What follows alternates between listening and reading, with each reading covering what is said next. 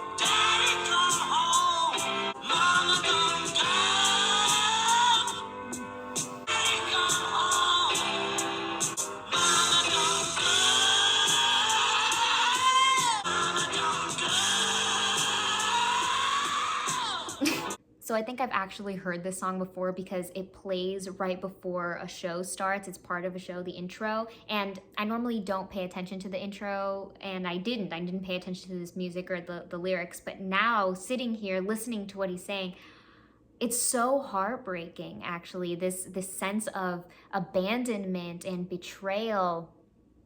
You can hear the frustration, the cry, especially as the song continues all the way on through the end. It feels like that desperation grows more and more and more. You can hear until it sounds like his vocal cords are about to burst. And something that it reminds me of is when you hear like a baby crying and then that cry turns into a wail. It sounds like a cry from a baby who's getting abandoned and rejected by their own parents. Even with the opening lyrics, "Mother, you had me, but I never had you." Talking about this need from this person who's supposed to love you, this person who brought you into this world, and feeling that rejection. Oh my gosh, that leaves one with this eternal emptiness. And I feel like they did a great job at displaying that emptiness in the musicality of the song and the instrumentation. There was a lot of emptiness.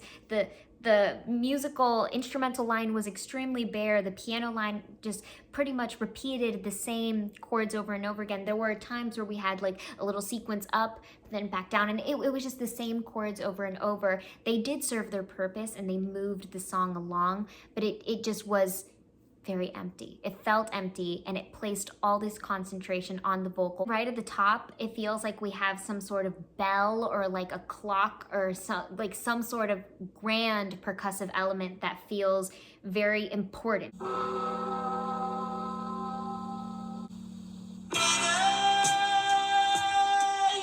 That switch into the proper song kind of feels a little abrupt.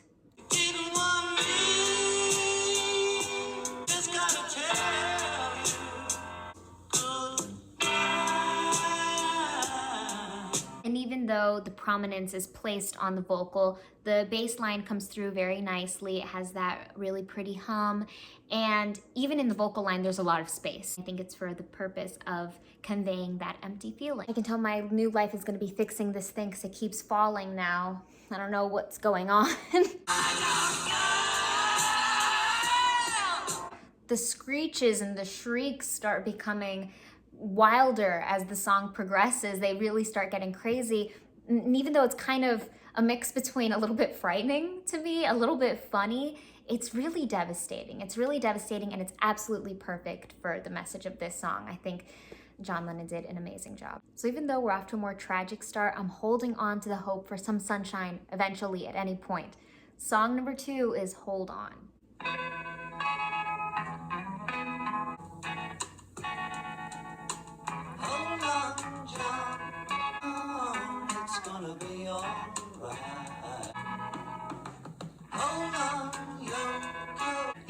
Make the flight on else you just have yourself to hold on.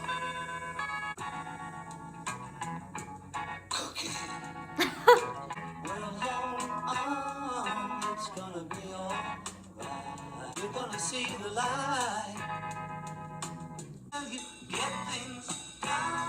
so sad that this one was so short because this song felt like the musical equivalent of that shoulder that you can cry on. I was just begging for a moment of sunshine, for a light, and he even sings that in this song. And the message to just hold on, and the fact that it's self-reflective, like he's talking to himself and to Yoko, to, you know, their relationship, and I guess maybe to their own individual struggles, to hold on, and just a positive message of strength.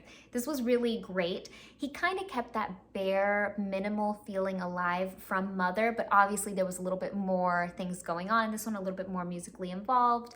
We had that beautiful guitar. It had a very heavy presence, and it had this like bouncy flair to it. Like, okay, I'm gonna use a vocal term, you know, vibrato. So it's the difference between holding a note that's like, ah, and then a note that's like, ah. Some people overdo it with the vibrato and they're like, ah, but it felt like the guitar was kind of giving us some vibrato, and there was a lot of really, really beautiful moments in here.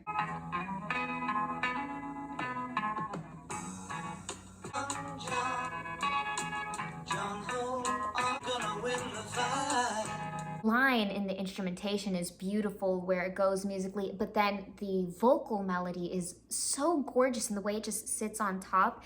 It makes his voice actually sound very, very fine, very thin, like very thin hair on top of that heavy guitar, and the way that they kind of fuse together the light and soft with the heavy and great. The way that it just mixes together is beautiful. Interesting little percussive moment right there. It had a fun little bounce. It's gonna be alright. I don't know why it's so familiar to me. For some reason, I thought that playing it out would help jog my memory because it sounds so familiar to me, but I can't put my finger on where I've heard that line before. Is it something that we've heard together? Help me out, help me out. If that is familiar to you too, and you know where you've heard this before, tell me, because it's driving me nuts. You're gonna make the fly. Does he say cookie right there? What is that supposed to mean? Hold on, because cookies exist. Yeah, I get it.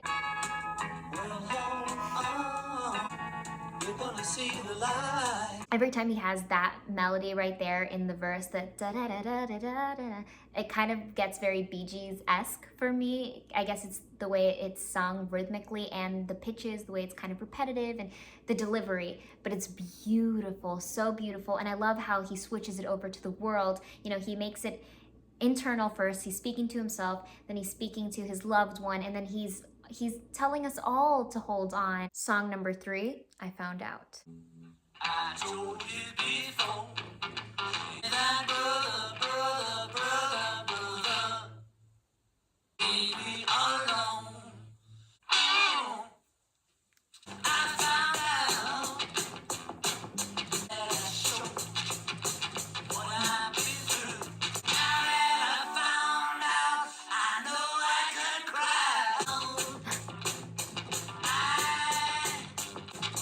don't want to sit there in one minute, so there may be a star.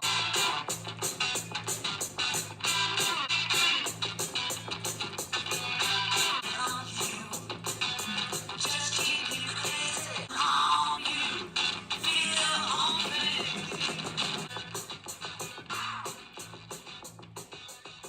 Very interesting and edgy. You can tell right away, right at the beginning, there was this palpable intensity with this song. I feel like this has been one of the most rock and roll moments so far. We're only 3 songs into this album, but it feels like the most rock and roll moment. But there is a theme going on, and it's the theme of bringing to life this kind of more simplistic instrumental play. And each song goes about it in a completely different way, so much so that it almost feels like the first 3 songs that we've listened to have felt like they've existed in each their own genre.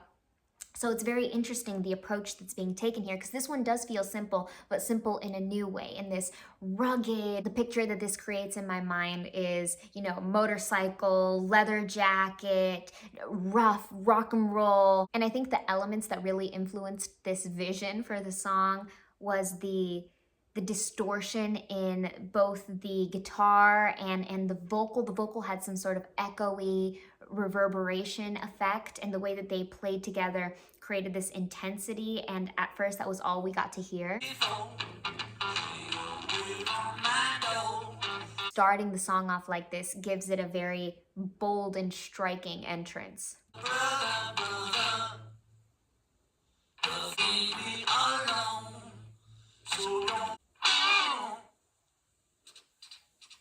I love how he plays with silence in this one. I feel like that's just another factor that creates that captivation.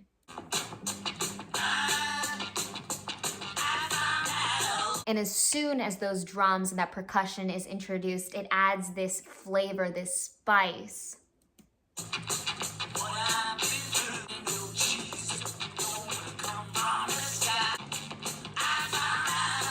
And all these elements really go hand in hand with the lyrics and the message of the song, and even the title, I found out, you know, it reveals that it's going to be this song that's about someone who's had an epiphany, who is able to see things clearly, who's able to see through facades and phoniness, as he's talking about all these different aspects of the world, so that he can really just rely on himself. He's not going to be placing his confidence and trust in things that don't really have his back in his mind.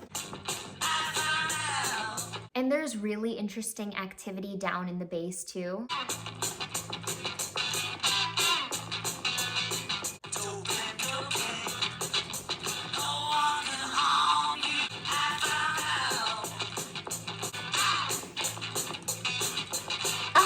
I really like this one. I feel like it really goes hard. It's very hardcore. I really appreciate the vocal delivery too.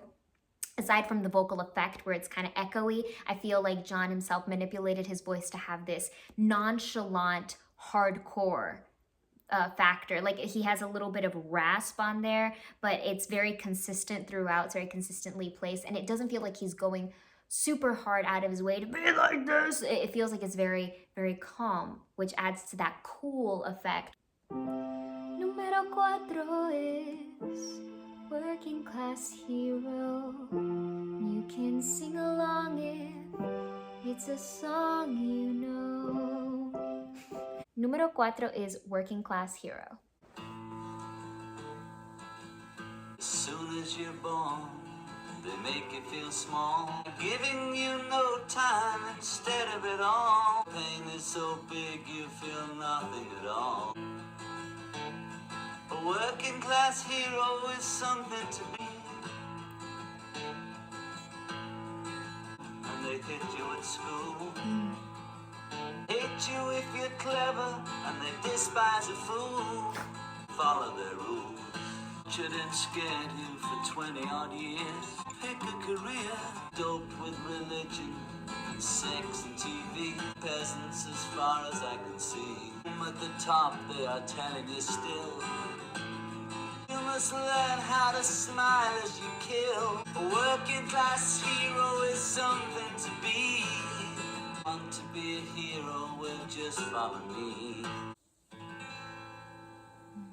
I feel like one of the most consistent things about this album is, in fact, the inconsistency from one song to the next, and then the actual consistency just within the song. Like, each song feels like it's staying true to a few chords where it doesn't branch out. Especially for this one, feels like sonically it didn't go into anywhere crazy, right? We didn't have any like super dissonant moments. We didn't have any like striking chords, but the way that the guitar was played was so beautiful and captivating. And the tone, John Lennon is showing us how much of a vocalist he is and how much vocal control he has, and how he's able to manipulate his voice, and he had this very engaging storytelling like tone that kind of reminded me a little bit of Rocky Raccoon, even though I know, or I think actually right now I'm confused. I have a feeling Rocky Raccoon is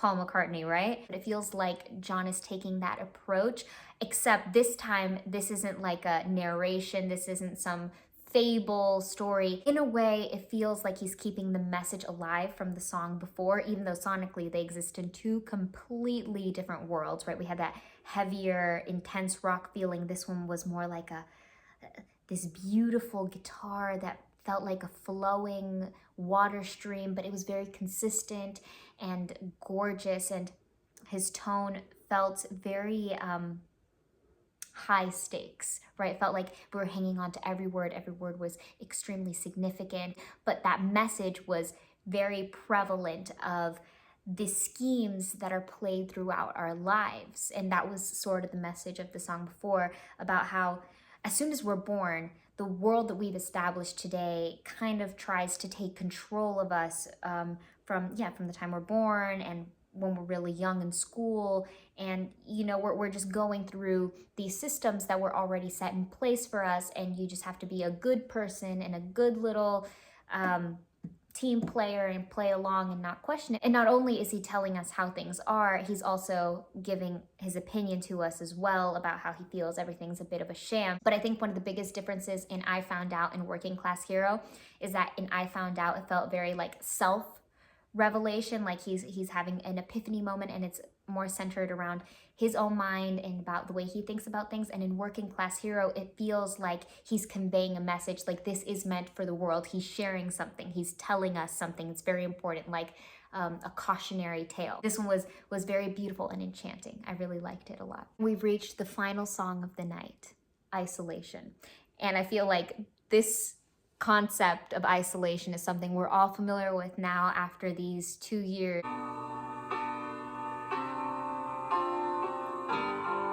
Before we go on to the rest of the song, I just want to stop really quick and mention that I feel like we're finally getting this moment where we have a little bit of some interesting chords. People say we got it made.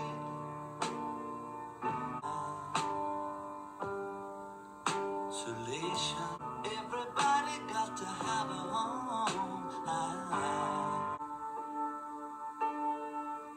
Just a boy trying to change the whole wide world. The world is just a little town.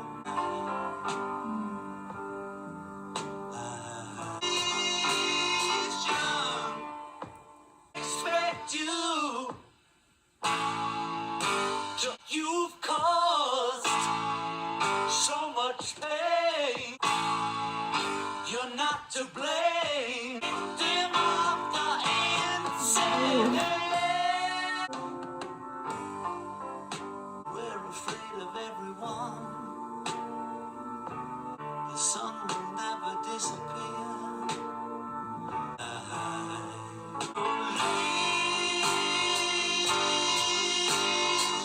Okay, so he's 5 for 5 so far on this album, where each song went in their own direction, and there's only 4 directions, right? There's north, south, east, and west, but leave it to John Lennon to create a 5th direction.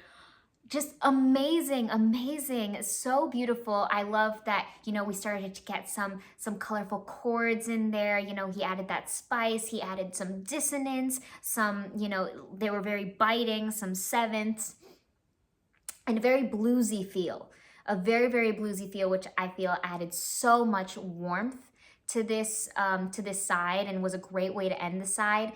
And something I noticed was that there were moments in his vocal delivery, especially in Isolation, where you could definitely hear a McCartney influence. Like, I feel like Paul has rubbed off a little bit on John. And I know John Lennon stands alone. He has an amazing vocal ability, but it feels like there were moments where he really started to sound like him. He sunk into those notes and reached into a soulful and passionate place and gave us a beautiful, beautiful delivery. Adding to the beautiful sound of the song, we had those overtones coming from the organ and the piano, which is gorgeous. And then the icing on the cake was the movement at times in the bass where you could really hear it, and it really stood out. All in all, a beautiful, beautiful song. The placement of this song was perfect as far as the message goes, because following a working class hero, now we've spoken about the establishments, he's now talking about how it's affected us personally and how we are victim to, the way that the system goes, and it really does affect us, but we are further to blame because, you know, then it's within ourselves why we're so isolated from one another. I think it's really awesome how he was able to give us like a snapshot of what's in his mind, whether you agree with him or not. I think it's, you know, it's not the point, it's just to make you think. Thank you so much for sitting here with me today and listening to this beautiful music. Thank you for being here with me. I really appreciate all of your support and all of your kind words in the comments. You need to know how much of an impact that has on me. Sometimes that's the difference between me having a terrible day to an actual okay day, because you gave me a reason to smile or to laugh or to forget about some of the sad things. And sometimes you're the difference between an okay day and an incredible day, because I feel like we have such an amazing, loving, supportive community, and that really means the world to me. I will keep you on your toes. I'll try to sprinkle in hints every now and then because I think I'm starting to get the hang of what's going next. And please continue to drop all your suggestions, because as soon as you suggest something, that's definitely going on the list. So be on the lookout for your favorite things. I hope that you have a wonderful day or night and sweet dreams, depending on the time that you see this, and that you take it easy.